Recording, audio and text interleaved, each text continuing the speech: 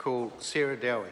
Well, thank you, Mr Speaker, for the opportunity to take a short call on the Greater Christchurch Regeneration Bill in support of it. And as my colleague Mr Scott Simpson did, he acknowledged that he was not a Cantabrian. I too am not a Cantabrian. I am a Southlander.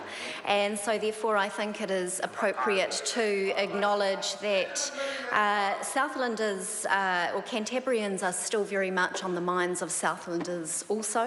That our sympathies went out to Cantabrians with the horror that they experienced 5 odd years ago, and there is still very much an acknowledgement of what Cantabrians have had to endure and their strength of character, surviving, living in Christchurch while the recovery has been going on and the city is being rebuilt. So there certainly is a strength of character that Cantabrians exude, and we acknowledge them for their persistence.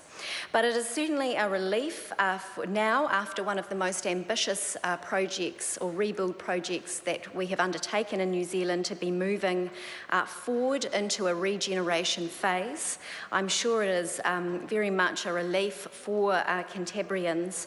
And this bill, as I understand it, having not sat on the committee, is a very good one that through collaboration will establish Regenerate Christchurch, which is a jointly controlled Crown organisation with the Christchurch City Council, and will lead the charge with respect to regeneration in the Greater Christchurch region.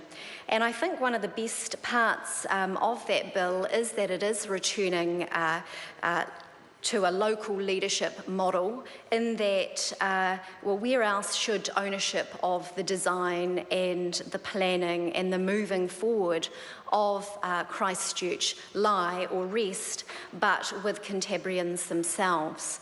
So I think this is a great win for Cantabrians as they look to the future, as they look to rebuilding a very positive modern city which will serve them well into the future. And I wish them all the very best with that, and look forward to the results.